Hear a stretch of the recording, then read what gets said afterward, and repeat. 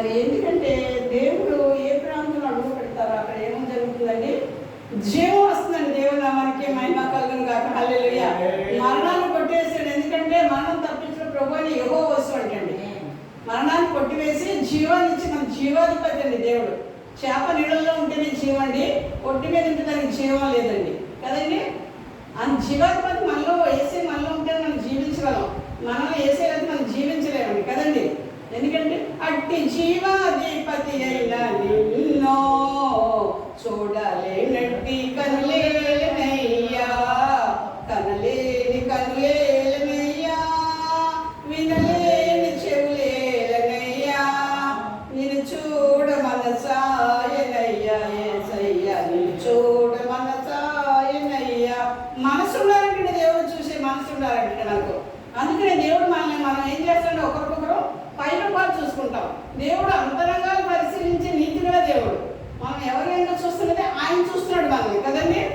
ఆయనకి భయపడేవారు కాదు. ఎందుకంటే తన ఎడల యథార్థం గల వాడిని బలపరచుకి యెహోవా కనిపిస్తే లోకం అందరితో సంసారం చేయించినదటండి. ఎవరెడలండి? మీ ఎడలు నేను, నా ఎడలు నేను, ఇంకొక ఎడలు మనం కాదండి.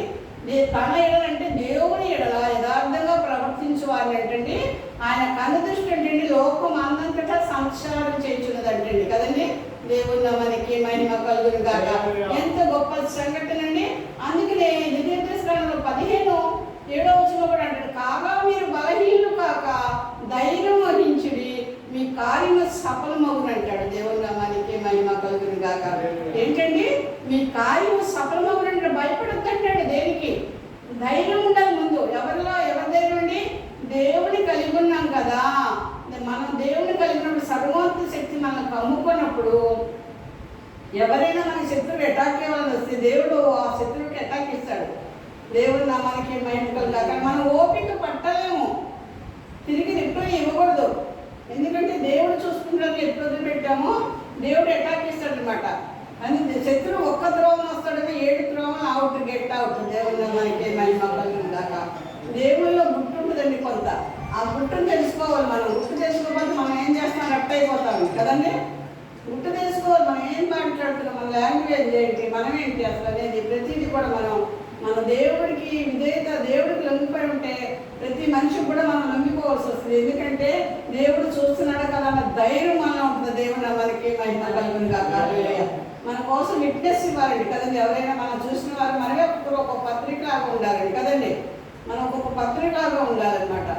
అదనమాట. అలా ఉంటే అప్పుడు మనల్ని చూసిన వారు యేసే వెలుగు మనలో ప్రజ్వలింపజేస్తాడు, మనలోంచి అనేవి వెలిగిస్తాడు అనమాట. చీకట్లో ఉన్న వారు వెలుగులోకి రావడానికి మనం ఏం చేస్తాడు, దోహదపడతా ఉంటాం.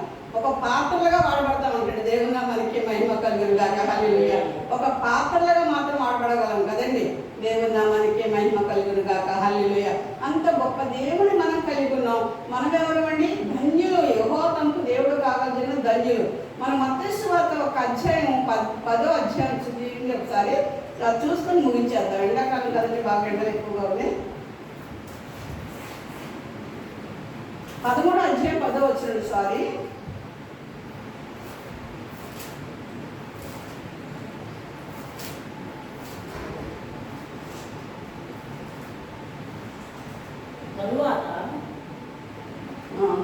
తరువాత శిష్యులు వచ్చి ఈ ఉపమాన రీతితో ఎందుకు వారితో మాట్లాడుతున్నామని ఆయన అడుగగా ఆయన వారితో ఇట్లనేను, పరలోక రాజ్య మర్మమును ఎరుగుట మీకు అనుగ్రహింపబడి ఉన్నది, కానీ వారికి అనుగ్రహింపబడలేదు. చాలండి. దేవుడి పరిశుద్ధాత్మ మనకి ఆశీర్వదించును గాక.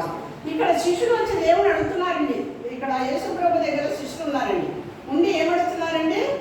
నువ్వు ఆ తర్వాత శిష్యులు వచ్చి నీవు ఉపమానరీతిగా ఎందుకు వారితో మాట్లాడుతున్నావు అని ఆయనను అడుగుగా ఆయన వారితో ఇట్లా, నేను పరలోక రాజ్య మర్మములు ఎరుగుట మీకు అనుగ్రహించబడి ఉన్నది, కానీ వారికి అనుగ్రహించబడలేదు. దేవుని నామానికి మహిమ కలుగును గాక. ప్రవక్తలండి డే 24 అవర్స్లో ఏదో సమయంలో దేవుని స్తుతిస్తూనే ఉంటారండి. అది ఎందుకంటే దేవుడు ఆత్మతో నింపుడు. అసలైన ప్రవక్తల గురించి చెప్తానండి మనకి కదండి. మనం అసలైన ప్రవక్తలు అయితే మనకి ఏముంటుందండి, దేవుడు ఆత్మ సంచారం చేస్తుంటుంది. ఈ ఆత్మ ఏం చేస్తుంది, చెప్పచక్యం కాదు, మూలుగులతో మనలో ఉండి పరిశుద్ధాత్మను దేవుడిని స్తుతిస్తూ ఉంటాడు. స్తుతించకపోతే మనం ఊరుకోలేం కదండి. దేవుని ఎన్ని టైంలో ఏదో టైంలో ఆరాధన చేస్తూనే ఉండాలి, దేవుడు స్తుతిస్తూనే ఉండాలి, దేవుడు ప్రార్థన చేస్తూనే ఉండాలి, ఏదో పని దేవుడి పని చేస్తూనే ఉంటాం. స్తుతి స్థితిని మార్చుకుని ప్రార్థన ఏం చేస్తుంది, పరిస్థితిని మార్చేస్తుంది. దేవుడు నామానికి మహిమ కలుగుగాక. అందుకని శిష్యులు వచ్చి యేసు ప్రభు దగ్గర కూర్చుని అడుగుతున్నారంట, నువ్వు ఉపమాన రీతిగా ఎందుకు వారితో మాట్లాడుచున్నావు, ప్రవక్తలతో శిష్యులతో అని ఒక సందేశం వచ్చి అడుగుతున్నారంటండి. ఎందుకు మాట్లాడుతున్నావు అంటే, పరలోక మర్మాలు వారికి మీకు అనుగ్రహించబడి ఉన్నది కానీ వారికి అనుగ్రహించలేదు. వారికి తెలియదు మర్మాలు, నేను తెలియపరచలేదు, మీకు తెలియపరిచాను, అనుగ్రహించబడి ఉన్నాయి అంటున్నాడు. దేవుని నామానికి మహిమ కలుగుగాక. ఈ పరలోక మర్మాలు ఎందుకు పరలోక రాజ్య మర్మాలంట ఎరుగుట మీకు అనుగ్రహించబడి ఉన్నది కానీ వారికి అనుగ్రహించబడలేదని స్పష్టంగా చెప్తున్నాడు. దేవుని నామానికి మహిమ కలుగుగాక. ఎందుకంటే కలిగిన వానికి ఇవ్వబడును, వానికి సమృద్ధిగా కలుగును కదండి. దేవుని నామానికి మహిమ కలిగిన వారే మేము దేవుడు బిడ్డలు చెప్పుకుంటే అక్కడ ఎక్కడ కుదరదండో. ఇక్కడ క్రియలు ఎక్కడ పనిచేయడు దేవుడు. దేవుని సృష్టించకుండా, దేవుని నామాన్ని మహిమపరచకుండా, దేవుని నామాన్ని గనపరచకుండా, ప్రార్థన లేకుండా మేము దేవుడి బిడ్డలు అంటే అక్కడ క్రియ లేకపోతే క్రియలేని విశ్వాసం ఏంటండి? క్రియలేని విశ్వాసం మృతంతో సమానం. క్రియ లేకపోతే అసలు వాడికి పని లేకపోతే దేవుడు పని చేయకపోతే ఆయన జీతం ఇవ్వడండి. పనివాడికి జీతం రుణమే కానీ దానమని పెంచొద్దు అంటాడు కదండి. పనివాడికి జీతం రుణమే. ఎందుకంటే అబ్రహాం లేఖనం ఏం సెలవిస్తుందంటే, అబ్రహాం యెహోవాను నమ్మెను, రోమా 4:4 ఉంటుందండి. రోమా 4:4 ఉంటుంది. ఆ లేఖనం ఏం చెప్తుందంటే, అబ్రహాం యెహోవాను నమ్మెను, అది అతనికి నీతిగా ఎంచబడిను. పనివానికి జీతం రుణమే కానీ దానం అని ఎంచొద్దు. మనం పాస్టర్ వచ్చారు ఏదైనా ఇచ్చామనుకోండి, అది రుణమే ఆయనకి. ఆయన ద్రాక్ష తోటలో కూలి పని చేశారు, మనం కూడా కూలిదాన్ని. నేను కూడా ద్రాక్ష తోటలో, అందరం సహోదరులు. ఎవరండి మనందరం ద్రాక్ష తోటలో కూలివారము. యేసు ప్రభు ద్రాక్షవల్లి, మనం ఏమండి ఆయన వ్యవసాయకుడు, మనం కూలి పనికి వెళ్ళాం. ఆయన తోటలో కూలివారు అందరూ సమానం. దేవుడు ఒక్కడే గొప్ప దేవుడు, యేసు ప్రభు ఒక్కడే, యేసుక్రీస్తు గొప్పవాడు అనమాట. మనందరూ సమానం అనమాట. అలాంటప్పుడు ఏంటంటే కూలికి వచ్చిన వాళ్ళకి ముందు వచ్చిన వాళ్ళకి ఒకటే చేసి వెనక వచ్చిన వాళ్ళకి ఒకటే చేసి, అది నా సొమ్ము నా ఇష్టం అంటాడు కదండి. మీకెందుకు అంత సొమ్ము నాది కదా, మీకెందుకు అంత అని చెప్పి చెప్తాడనమాట యేసయ్య.